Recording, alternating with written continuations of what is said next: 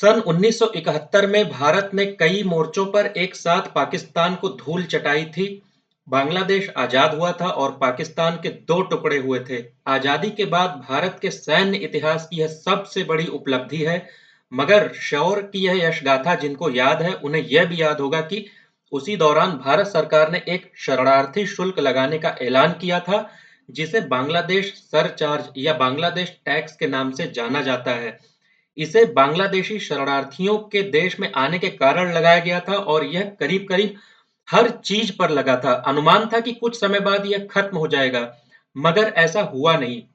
उसके करीब 4 दशक बाद 2014 में मुंबई हाई कोर्ट में एक जनहित याचिका आई, जिसमें पूछा गया कि बांग्लादेश की लड़ाई के इतने साल बाद भी महाराष्ट्र की सरकारी बसों में हर टिकट पर 15 पैसे के बांग्लादेश सरचार्ज क्यों वसूला जा रहा है।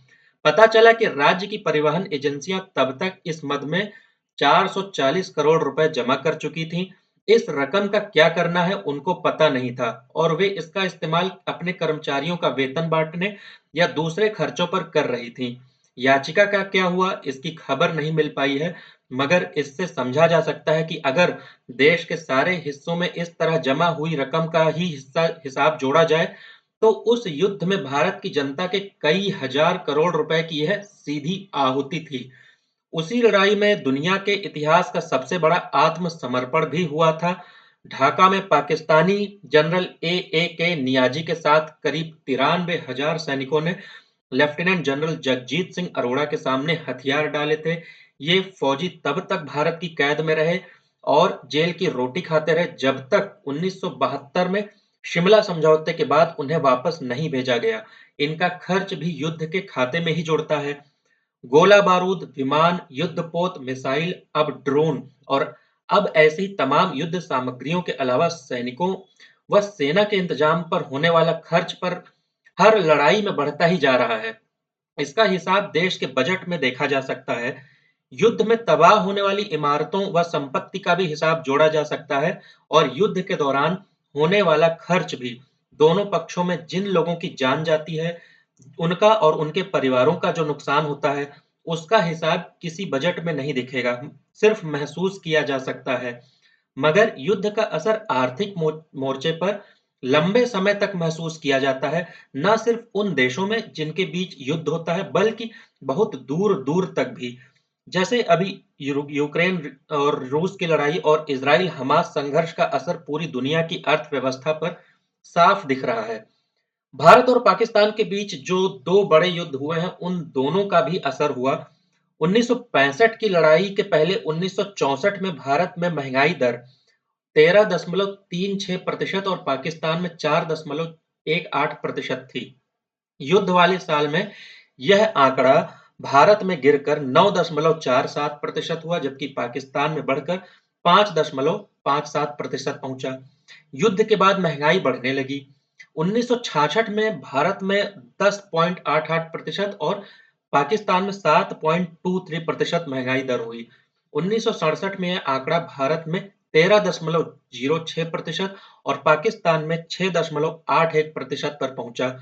इसके बाद के साल में महंगाई तेजी से गिरी, जिसकी वजह शायद भारत में हरित क्रांति व आर्थिक नीतियों का असर था, जबकि पाकिस्तान में विदेशों से आने वाली मोटी रकम। दूसरी तरफ भारत की जीडीपी ग्रोथ 1964 में 7.45% से गिरकर 1965 में शून्य से भी 2.64% नीचे चली गई और 1966 में यह कुछ कम ही हुई। यह उभरती है 1967 में। उधर जो पाकिस्तान 1965 में 10% से ऊपर की रफ्तार से बढ़ रहा था, वह 1966 और 1967 में गिरकर क्रमशः 5.79% और 5.4% पर रह जाता है, यानी लगभग आधा। मगर इसके बाद तस्वीर का रुख फिर से पलट गया।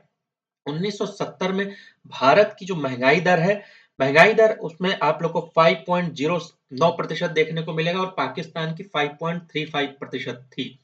युद्ध वाले साल 1971 में यह आंकड़ा भारत में 3% और पाकिस्तान में 4.25% तक पहुंचा।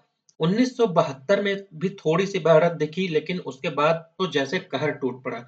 1973, 74 और 75 में पाकिस्तान की महंगाई दर थी क्रमशः 23%, 26% और 21%। यही नहीं, इन्हीं वर्षों में पाकिस्तान की जीडीपी की रफ्तार भी 1970 के 11.35% से गिरकर अगले 2 साल में 1% के भी नीचे पहुंच चुकी थी।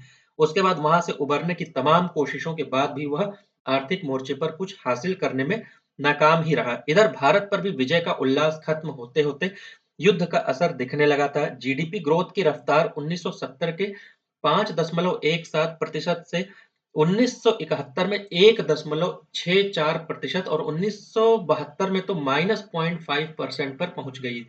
उसके बाद भी इसे संभलने में 2 साल लगे और 1975 में जाकर यह सवा नौ नौ 9.15% पर पहुंची।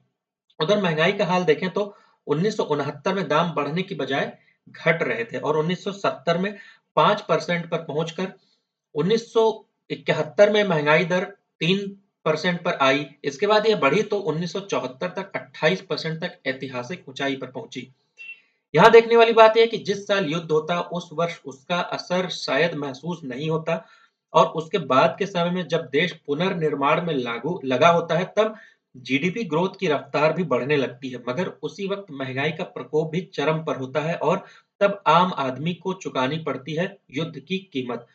मगर यह भी याद रखना चाहिए कि शांति काल में आतंकवाद के रूप में भी कीमत चुकानी पड़ती है, उससे भी आर्थिक विकास में रुकावट आती है। इसकी कीमत चुकाते रहना है या एक बार जोखिम लेना है, यह फैसला आसान नहीं हो सकता। मगर दुनिया के इतिहास में वियतनाम, जापान और इज़राइल जैसे उदाहरण भी मौजूद हैं जो दिखाते हैं कि युद्ध की विभीषिका के बाद भी कैसे राष्ट्र ने सिर्फ अपने पैरों पर खड़ा हुआ और बल्कि दुनिया में अपनी आर्थिक ताकत का भी एहसास भी करवा देते हैं। वीडियो अच्छी लगी वीडियो को लाइक कीजिएगा और शेयर जरूर कीजिएगा। चैनल को सब्सक्राइब करना मत भूलिएगा।